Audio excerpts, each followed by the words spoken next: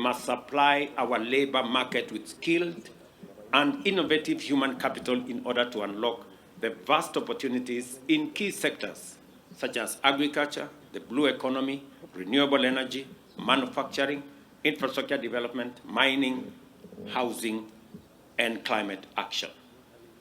For these reasons, we continue to drive the transformation of TVET system by implementing important reforms and developments, including I already issued instructions that the development, education, and training curriculum, assessment and certification council, CDAC, be reinstated and takes over the role of examining our students, providing exams for our students, because it is the qualified body for it to make sure that our trainers are assessed on skills acquired and competencies achieved rather than on stories told. I think that that's really the basic tenet of why we pushed for TVET. I also must say that I am very proud of what we have decided on recognition of prior learning. It is an important tool of getting more people to be certified, especially when they have skills, especially when they have acquired those skills over time. And there's need for a framework, and I'm very happy that many institutions around Kenya, many TVET institutions, are now implementing that program on recognition of prior learning as a government policy that then gives opportunity to many people to be certified and for them to be able to have the requisite papers to be able to further their careers. I'm very also happy that we have upgraded 13 technical training institutes and colleges to national polytechnics, to give them also opportunity to be able to offer education at a higher level and to support the others for us to move forward. On the funding model, we are working to make sure that especially children from vulnerable families are not left behind. It is very important that we leave nobody behind in this training and in this program and in providing education. We have doubled the budget for training in TVET and in our universities, deliberately, because we want to give every child in Kenya an opportunity to learn. I know that there has been a bit of confusion, and I have asked the ministry to clarify that some of the letters sent to parents may indicate 200,000, 300,000. But that is not what a parent is expected to pay. That is the cost of the course. The government is going to make scholarship, it's going to make loan available, depending on the financial ability of parents or guardians or sponsors of students, so that we make it possible for government to support as many students as possible, and also make it possible for government to support students from vulnerable families to the highest level possible. I also want to ask members of parliament to work with us on this program so that we can get the correct message out there that our intention is to make sure that our institutions have the requisite resources to run courses. I think in the past, TVET institutions, managers of our TVET institutions, managers of our universities were struggling because while government committed so much money, they delivered half or sometimes less than half, and therefore it became difficult for the training to go on. Initially, TVET institutions were mandated to equip young people with practical and technical skills, which enabled them become part of such historic projects as the Kenya-Uganda Railway. The relentless expansion of TVET in Kenya is proof of our economy's insatiable appetite for industry-driven relevant skills and the increasing demand for specialized training which aligns the education of young Kenyans with existing and emerging opportunities. As demonstrated by the Flames itinerary, no part of Kenya has been left behind in this demand for technical and vocational training. In fact, today, we celebrate the enduring promise of TVET and the robustness of its capacity to connect young people with opportunities throughout our economy. We also celebrate its inclusivity, a world of possibility for all, and a hope that leaves nobody behind. The numbers affirm our confidence that indeed TVET is the master key to the door of opportunities for young Kenyans. I know TVET has positioned itself that if education is the key, then TVET is the master key. And I think that cannot be more apt. 10 years ago, in fact in 2013, we had only 89,000 students in our TVET institutions. Today, we have close to 700,000 students in our TVET institutions. It has grown almost tenfold. And it speaks to the possibilities that TVET is offering to many young people across Kenya.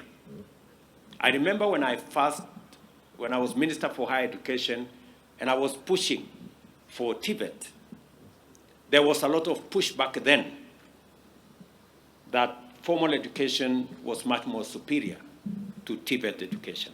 Today, I think we have equalized the fortunes of all Kenyans. The choices are now as open as they can get. You have students joining either TVET or university equally, and they can sample opportunities also equally. And therefore, I am very proud of the journey that TVET has made, especially in the last 10 years. I am also very happy that the ministry is running with the implementation of the National TVET Blueprint 2020 to 2030. And that whole space where we are developing and implementing a dual training policy, which involves industry players in the training process. In fact, this morning, I listened to Kevin, one of the students who was taking us through a presentation. And Kevin told me that we need to balance between the training that we have in college and the opportunity we have to work in industry. And I think he was speaking to the policy of dual training. And therefore, if you wanted any validation that dual training is the way to go, I think even the students in these colleges are speaking the same language with us, that we need to do more to make sure that we connect what happens in class, what happens in our laboratories, what happens in our workshops, and what happens in industry. And that is the way to the future. And I want to encourage principals and I want to encourage the ministry to work with industry. And I'm very happy with the partnership that has already been fashioned between the ministry and industry and our training colleges to provide opportunities for young people from these institutions to be able to be trained and to acquire the skills necessary for them to be job ready when they get out of college. Another principle that has enabled us achieve such and much in transforming our TVET system is partnership.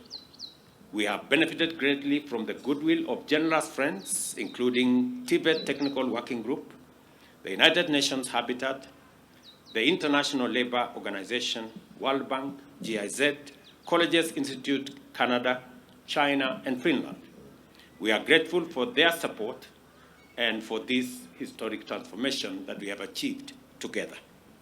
I urge young people, especially graduates, from our tertiary institutions to pay close attention to the unfolding opportunities that have been unlocked through our overseas employment opportunities strategy and bilateral labor agreements with various governments. I think you've just heard a testimony from the ambassador of Germany that in September this year, we will be signing the first ever bilateral labor and migration agreement between Germany and any other country. And that will unlock huge opportunities for our young people to get jobs in different parts of Germany, and also give ourselves an opportunity to work with other countries. The State Department of Diaspora Affairs is spearheading the Kazi Maju program, and the National Employment Agency maintains an up-to-date database on available opportunities. I encourage you to look up your opportunity and get ready to work your way to success, either in Kenya or outside Kenya. Let me also say the following, because we need to categorically state what we are doing to be able to provide more opportunities, especially for those who have acquired skills, who have competencies from our colleges, from our universities. I am very delighted to join you at the climax of these celebrations to mark a century of technical and vocational education and training in Kenya. As you may recall, I launched the celebration on 26 March this year, after which the TVET at 100 torch has traveled throughout Kenya, traversing every county in every part of our republic.